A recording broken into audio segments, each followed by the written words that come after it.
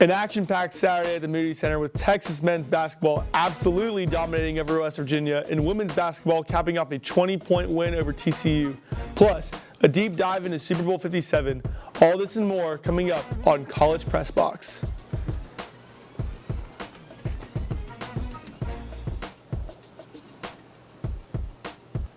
Good evening and welcome into College Press Box. I'm your host, Robert Gonsoulin. We've got a great show for you this evening, so let's get right into it. After suffering a close loss to the Kansas Jayhawks last week, Texas came back to the Moody Center on Saturday and went straight to work to take on unranked West Virginia. In a time where the first place spot in the Big 12 rankings were nearly up for grabs, the Longhorns did what they needed to do to remain on top. Sir Jabari Rice's 24-point performance was the highlight of it all as Texas sealed a 34-point win. Let's jump right into the action. Starting off here, we have Timmy Allen working in the paint and then kicking it out to Dylan DeSue for a little pump fake and driving into the lane action for the slam. Here's some mid-range action beyond the arc from Timmy Allen also. Three-point shooting was also on today as here's Arterio Morris knocking one down from beyond the arc. And then here we have him again driving through the paint and putting up a shot that wouldn't go down, but Christian Bishop is there to clean it up and throw it down himself. Just before the half, West Virginia looking to close the lead, but they would lose it, and it's Bishop throwing it down the court for the fast break. So Sir Jabari Rice would get his own slam just before half, as Texas would be leading by 21. Just over 5 minutes into the second half, Rice finds himself wide open to knock down a three-pointer. He led the team in scoring Saturday with 24. 6 minutes to play. Here's Arterio Morris driving again and putting up a tough shot, but he's able to make it fall, and the three-pointers kept on coming. That is Marcus Carr would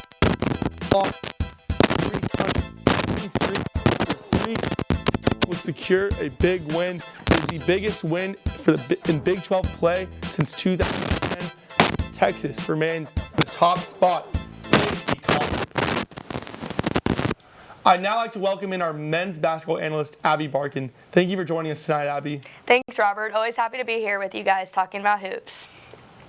Well, the Longhorns are coming off an impressive win against West Virginia, and going into their game tonight, what worked so well for them last week that has the ability to hammer in tonight's win that they can hopefully get? The Horns had a phenomenal game this past Saturday, putting up 94 points against West Virginia, who could only get 64 up against the Longhorns' defense. As we speak now, the Horns are gearing up to play Texas Tech.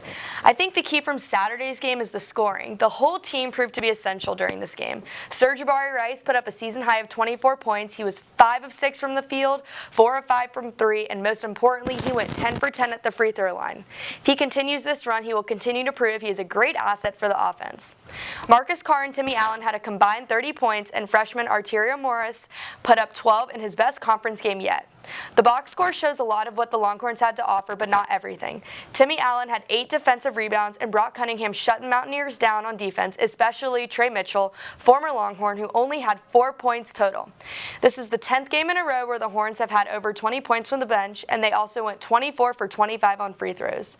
Timmy Allen stated, "Everyone was moving the ball, everyone was making shots," and he reached 2,000 points with a fadeaway jumper in the middle of the first half.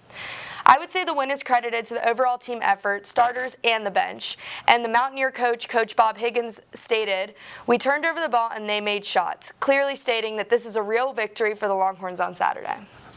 Let's go back to last week's loss against Kansas. What were the major issues for the Horns during that game? Yeah, so last week, this game also clearly had to do with points. It was clearly an offensive game as it ended in 88-80. In the first half, the Longhorns recovered from a 14-point deficit, but in the second half, they also went 3 minutes without scoring that put them in a position of no recovery. Christian Bishop having some trouble with only 6 points on the board, 3 rebounds, and only 3 assists. Dylan Mitchell carried in rebounds but could only rack up 4 points. It was not all bad, though. Marcus Carr put up 29 points, and Timmy Allen and Sir Jabari Rice again combined for 30 points. Overall, the results of this game are transparent in the box score, and ultimately Kansas just outplayed the Horns. The Jayhawks had more points, more rebounds, more assists, and steals, while also having less turnovers and personal fouls. Let's be clear, Texas did not have a bad game. You just can't win all of them. It's just not possible.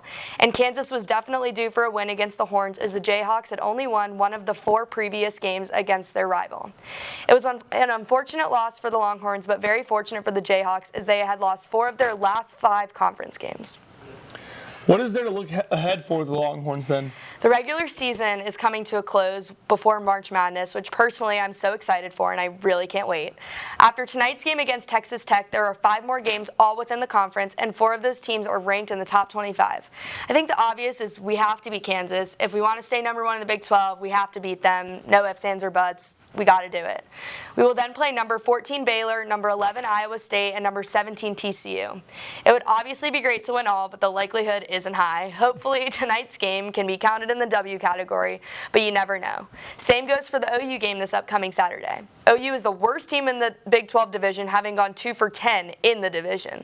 Texas only beat them by 1 point last time, which is saying something for this rivalry between the two teams. The Longhorns will have home court advantage this time here at the Moody Center, but this one could totally be up for grabs. Looking ahead to next Tuesday's game against Iowa State is also here in Austin. However, Texas lost to the Cyclones in their meetup only 1 month ago. This is another game for the Longhorns where they must absolutely take home the win if they want that Big 12 title. It is going to be a long ride and stressful next few weeks for the players and the fans, but Texas has the talent from both the players and coaches to pull through all the way to the end. Definitely a tough lineup of games coming up down the stretch, but also very exciting as, like you said, a lot of March Madness seeding implications on the line, so we'll be watching carefully and closely as the Horns wrap up Big 12 play. Thank you, Abbie, for that analysis as always. When we come back to College Press Box, we'll break down the other game that happened at the Moody Center on Saturday, women's basketball versus TCU. So don't go anywhere. College Press Box will be right back.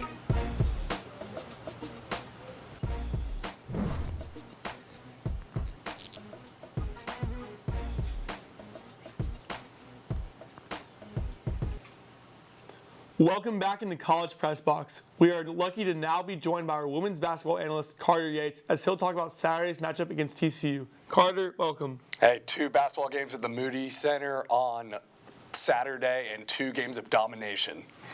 Yeah, well, so on the second game, what was the biggest factor in the win against TCU? So, head coach Vic Schaefer said after their shoot-around before the game, they watched the first quarter of the previous victory against Texas Tech and came to the same conclusion: too much standing around on the defensive side of the ball.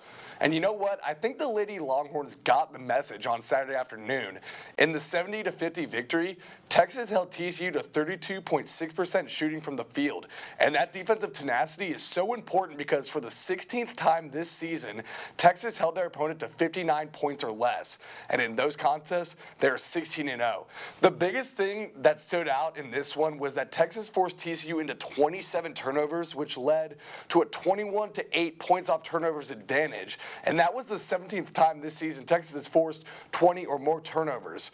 Texas is second in the Big 12 with a 5.77 turnover margin, and it helps when you have Rory Harmon at point guard. I mean, the sophomore is first in the Big 12 with 2.4 steals a game, and I think as a team, that's why they're streaking right now. And in my opinion, junior forward Deanna Gaston's personal improvement has been eye-opening. She's averaging just over 15 points in the last 7 contests, and she's picked up 8 steals in the last 3 games as well. Well, what's impressed you the most, Carter, about Texas's offense late in the season? Vic Schaefer's been doing the women's college basketball game for a long time, and he said on Saturday that Shaylee Gonzalez and Rory Harmon might be the 2 best he's ever had at running in transition and getting fast break points. So first off, it starts on the defensive end, with Texas sitting at second in the Big 12 with 9.42 steals per game. But then once they get the ball on a steal or a long rebound, Shaylee Gonzalez acts like some of those wide receivers we saw in the Super Bowl this weekend, where she's sprinting down the floor and not even looking back at the ball until she gets across half court. Because looking back at the ball slows you down, and that's how she's able to get out in transition so fast. And what's even more impressive about that is Gonzalez played 39 minutes on Saturday, so she's in incredible physical shape to be able to keep up that pace. And we already talked about how Harmon leads the league in steals, but guess what? She's also first in assists in the Big 12 as well with 7.1 a game. Her cross-court passing is awesome. It's a huge reason why Texas is averaging 11.7 transition baskets in their last 7 games. The second thing now I find most impressive about Texas's offense is their rebounding. That leads to second chance points. They are first in the Big 12 with 14.9 offensive rebounds per game, and you saw that play a big factor against TCU when they had 16 second chance points to the Horned Frogs 0. Just so much talent on this team, including Rory Harmon, one of the best players in the NCAA. And so, as she leads the team, looking ahead to the rest of the season, what does Texas need to do to improve before the NCAA tournament? Yeah, well, so Texas is on a 7-game win streak. They've improved to 11-2 in conference play, and they're in sole possession for first place in the Big 12. And I'll tell you what, the mood inside the press conference following the TCU win was a little somber. I mean, Coach Vic Schaefer, when asked about if he was proud of the 7-game win streak, let out a long sigh and said, "The standard is the standard." And what he meant by that is, look, we aren't playing as hard as we were in mid-January. And he goes, if we're satisfied with that level of play and think that we can win a championship at that level, then okay. But no one in that Texas locker room thinks this is championship level play right now, even though they have won 7 straight and are at the top of the Big 12. And that's because in the third year of the Vic Schaefer era, I mean, that's the change you see with this Texas program. After back-to-back Elite 8 appearances, it's Final Four or bust. And what he's talking about is this. Effort level will not get them there. Here's the good news for Texas fans. You're going to find out what this team is made of in the last 5 games. At the time we're filming this, Texas is facing Iowa State, who, while they're on a 3-game losing streak, is 3rd in the Big 12 in block shots and rebound margin, so a tough team down low.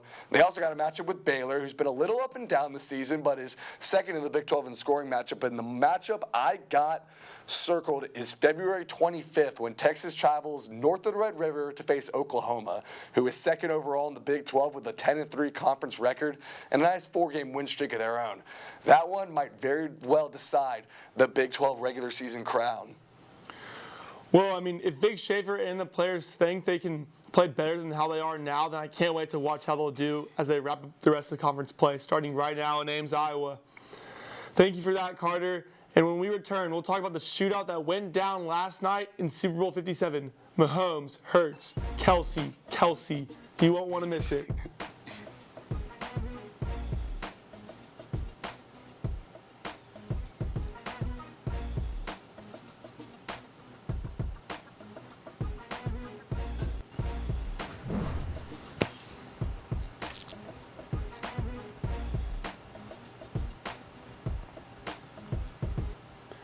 Welcome back to College Press Box. We now shift gears towards the gridiron as our very own Justin Goosman joins the show to talk about the Chiefs and the Eagles in Super Bowl LVII last night. Take it away, Justin. Of course. Thank you, Robert. Well, it's the biggest game of the year, and Super Bowl LVII was one for the ages. Big names, big plays, and one controversial call at the end, but nevertheless a classic. So let's get right into it. Philadelphia gets the ball first. Jalen Hurts scrambles out of the pocket, finds his guy Devontae Smith, who would break a tackle and bring them inside the red zone. Just a couple of plays later, Philadelphia would line up, and their formation, they did it multiple times throughout the game, just shoved Jalen Hurts into the end zone. They would take a 7-0 lead. On the other side of the ball, it was Patrick Mahomes coming out slinging. He finds Travis Kelce. That connection was on fire all night long. Kelce and Mahomes have been electric all playoffs, and right here Mahomes takes the snap. Oh, look who he's got. He's got Travis Kelce in the end zone this time. Chiefs would tie it up 7-7. Kelce would have 6 catches, 81 yards, and a touchdown on the day. Very next possession, Jalen Hurts drops down, launches a bomb downfield into double coverage, and A.J. Brown makes the snag. That would put the Eagles, up 14-0. They would stop the Chiefs' next possession, but Jalen Hurts, when they had the ball back, fumbles. Nick Bolton picks it up. He's going 20, 10, 5, touchdown. The Eagles would lose their lead on a fumble that would take it all the way into the end zone, and Kansas City would tie the game back up. 4th and 5 for the Philadelphia Eagles next possession. Hurts wasn't scared to use his legs. He scrambles and he runs all the way down to around the 15-yard line. That would set up another Eagles touchdown as Jalen Hurts once again takes the ball right out of the center and runs it into the end zone. That gives him 3 touchdowns in just the first half.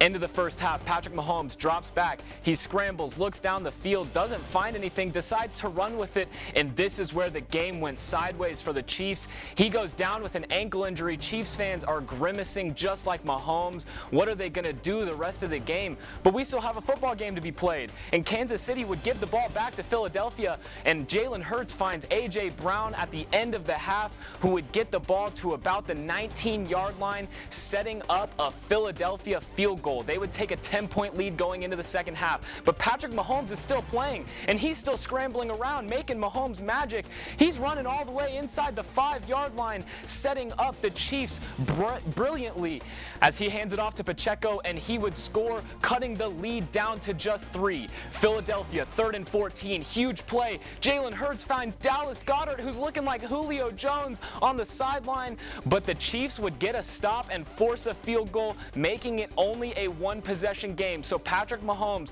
fourth quarter magic, he finds Juju Smith-Schuster. They're driving once again with a chance to take the lead. The Chiefs are back in this one. 3rd and 3 at the 5-yard line. Kadarius Toney goes in motion, but Mahomes finds him back outside on the right sideline, and he's in, giving the Chiefs a 1-point lead. Jalen Hurts, 3rd and 2, very next possession, and he doesn't find anything. It's only the second 3 and out for the Eagles, but it came at the worst point in the game, so they'd have to punt it to Kadarius Toney, who just caught the touchdown, and he's going to make defenders miss. He's got a plethora of Chiefs blockers, and he's going to go almost all the way. You see him with all those blockers out in front, taking it inside the 10-yard line, tiptoeing down the sideline, and that would set up yet another Chiefs touchdown. Here, same exact play as before on the other side with Sky Moore, and the Chiefs would score once again, taking an 8-point lead towards the end of the fourth quarter. Jalen Hurts and the Eagles, another opportunity to answer. He's got Devontae Smith wide open on the left sideline. So that gives them one more opportunity to tie it up, and there it is. The classic Philadelphia formation where they just push Jalen Hurts into the end zone, and they would be down 2 with a chance to tie it up. Jalen Hurts one more time with his legs, gets stuffed at the 1-yard line it seems, but he pushes through to tie the game. However, you got a bad man on the other side with the ball. You got Patrick Mahomes, who's handing it off to Isaiah Pacheco. Under 3 minutes to play, they got the ball moving. Mahomes once again drops back. He's looking, scrambles, decides to take off. That ankle is looking just fine. He gets the ball all the way down inside the 20-yard line. But this was the play. 3rd down, the Eagles desperately need a stop, and it looks like they have it. But wait, there's a flag, and this was the play that Philadelphia Eagles fans will not be happy about for the rest of the offseason. A holding on Bradbury on Juju Smith-Schuster's route, and all of a sudden, the Chiefs are looking pretty. Look, I don't know about you, but that doesn't look like an egregious holding to me. However, Harrison Butker would kick the game-winning field goal, and they would win the game 38-35. Patrick Mahomes gets his 2nd Super Bowl championship. He's got 2 rings, 2 Super Bowl MVPs, and the Chiefs are back on top of the NFL. Look, this Super Bowl was absolutely one of the best in my lifetime. Although the Eagles looked like they were going to run away with it in the first half, there were a couple of key turning points in this game. Other than that crucial holding call that I feel swung the game in Kansas City's favor, the first turning point came at the end of the 3rd quarter. Eagles, on yet another long drive, got the ball deep into Kansas City territory, and the Chiefs forced them into a long 3rd down and ended up getting the stop, forcing Philly into a field goal, putting the score at 27-21. Instead of going back up 2 scores, Philly only goes up 6, giving life to the Chiefs, and Kansas City would score on the Kadarius Toney pass the very next possession, putting them up only a point. And that's where things really went south for Philly. The offense for Philly would suffer only their 2nd 3 and out in the game, and on the ensuing punt, Kadarius Toney would completely turn this game on its head, returning it 65 yards, setting up an easy Chiefs touchdown. Those 2 crucial sequences were all it took to give Patrick Mahomes control of this game. And when you let him get control, there's simply nothing you can do. But how does this win impact Mahomes' legacy? Well, if you were to ask me, I think it's pretty clear that he's a top 5 quarterback all time, just based on the eye test. And honestly, I'd go ahead and put him top 3, as crazy as it may sound. He's now joined an exclusive group of Tom Brady and Joe Montana as the only quarterbacks with multiple MVPs and Super Bowl wins. In both Super Bowls, Mahomes has been down double digits and against one of the most dominant defenses in the league. However, on a bad ankle, Mahomes made every play he needed to do in order to bring his team back. I mean no disrespect to the Peyton Mannings, the Drew Breeses, and the Dan Marinos, but this guy is the most talented quarterback we have ever seen play the game of football, now has multiple Super Bowls, multiple MVPs, and is on track to break almost every passing record in the league. In my opinion, Patrick Mahomes sits behind only the GOAT and Joe Montana in all-time quarterback rankings, and this Super Bowl clearly propelled his legacy. That's all from me tonight. Let's send it back to Robert at the desk. Thank you so much, Justin, for that analysis, as always. Mahomes doing everything he can to cement his early Hall of Fame legacy. But overall, so much talent in last night's game that made it such a fun matchup to watch. But when we return, we have more for you as we recap Texas sports. You will not want to miss it.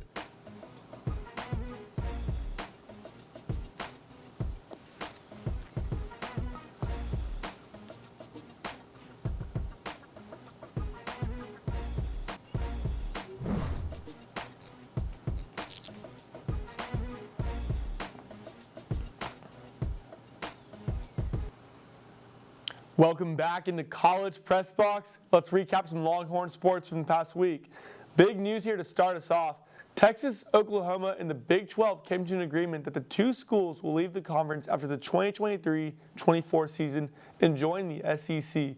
The Longhorns will join the prestigious athletic programs like Alabama, Georgia, and Kentucky, while also renewing their storied rivalry with Texas A&M. The first of Longhorn sports in the SEC that you will see will come in the fall of 2024. Number 1 ranked women's track and field broke the school record for the 4x400 meter relay on Saturday at the 2023 Tiger Paw Invitational at Clemson University.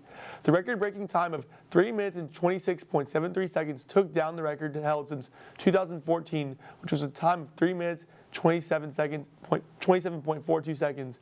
Saturday's relay team was run by Rachel Helbing, Razia Adeleke, Julian Alfred, and Kennedy Simon. Texas X and reigning Masters champion Scottie Scheffler won the Waste Management Phoenix Open on Sunday afternoon, finishing with a total score of 19 under 265. It is Scheffler's second consecutive win of the tournament, as he also took home last year's trophy. He also now ranks first in the PGA Tour World Golf Ranking. And finally, number 1 ranked women's tennis took down number 15 Oklahoma by a score of 4-2 at the ITA National Team Indoor Championship on Sunday. The team now improves to 8-1 and will take on Stanford at home on Saturday, February 25th. Taking a look ahead at this week in Longhorn sports, on Wednesday, we have softball taking on Lamar at 6 p.m. on the Longhorn Network. Friday, softball again in the Texas Classic, also on Longhorn Network. But on Saturday, men's basketball taking on Oklahoma in the Red River Showdown at 1 o'clock p.m. on ESPN+. And on Sunday, February 19th, women's basketball taking on West Virginia at 3 on ESPNU. That'll wrap things up for us in the studio on this week's episode of College Press Box. Make sure to tune into our other shows this week, including College Crossfire on Wednesday nights and Want to Know Sports on Friday mornings. Thank you to our analysts, everyone in Master Control, our executive producer, Samantha Pearl, and everyone else at TSTV. I'm Robert Gonsoulin. Thank you for joining us, and have a good night.